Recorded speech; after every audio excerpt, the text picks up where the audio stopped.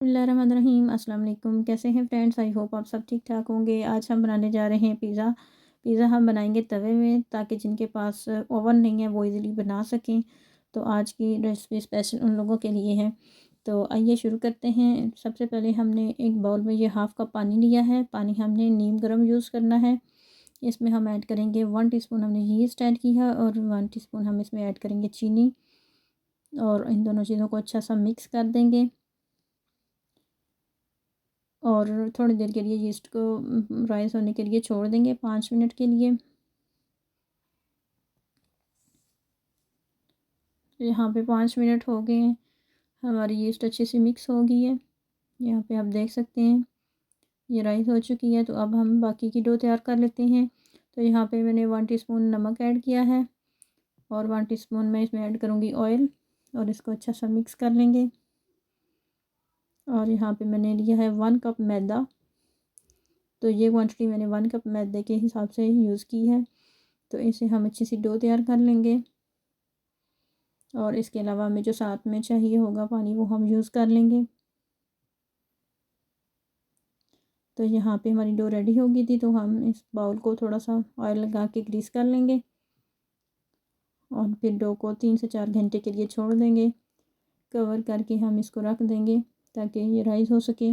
तो यहाँ पे हम मैरिनेशन कर लेते हैं चिकन के लिए। चिकन के लिए मैरिनेशन के लिए हमें चाहिए टिक्का मसाला, मैंने लिया है 1 टेबल स्पून, और थोड़ा सा सोया सॉस, सिरका, दही और लहसुन अदरक का पेस्ट, और थोड़ा सा मैंने इसमें ऐड किया है नमक।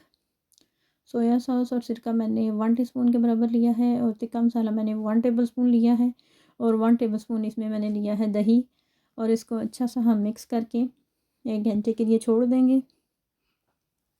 तो यहाँ पे हमारी देखें डो कितनी अच्छी सी राइस हो चुकी है, 3 से 4 गुना ये बढ़ गई है। तो अब इसको हम एक दफ़ा दोबारा से ऐसे मसल मसल के, इसमें अंदर हवा बढ़ जाती है वो निकाल देंगे, और फिर इसको हम रोलर से रोल कर लेंगे। तो इसको बहुत पतला नहीं बेलना, थोड़ा इसको हम मोटा ही रखेंगे।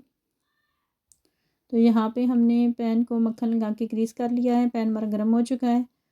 तो इसके ऊपर डाल के हमने जल्दी से इसके किनारे सेट कर लेने हैं, वरना ये एकदम से इकट्ठा हो जाएगा।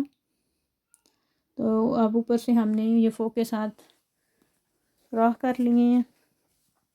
इसी तरह हम दूसरी साइड से भी इसको पका लेंगे। दोनों साइड से पकाने के बाद फिर हम इसके ऊपर लगा लेंगे। चूल्हे की हमने फ्लेम ऑफ कर दी है। अब हम इसके ऊपर लगा लेते हैं। पहले हमने लगाई है पिज़्ज़ा सॉस, बाज़ार से ये आसानी से मिल जाती है, हमने वही लगाई है। और इसके ऊपर हमने चीज़ लगा ली है।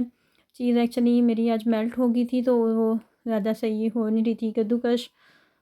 तो चीज़ मैंने पहले थोड़ी डाली है, ऊपर से मैं दोबारा से और डालूँगी। और जहाँ पे चिकन हमने फ्राई कर ली थी, और वो अपने पानी में ही गल जाती है। मीडियम फ्लेम पे आप इसको 10 से 15 मिनट पकाएं तो अच्छी सी वो गल जाती है। वो हमने डाल दी है। और अब हम इसमें सब्ज़ियाँ ऐड कर लेंगे। टमाटर, शिमला मिर्च और प्याज, ये ऐसे मैं ऐड कर लूँगी।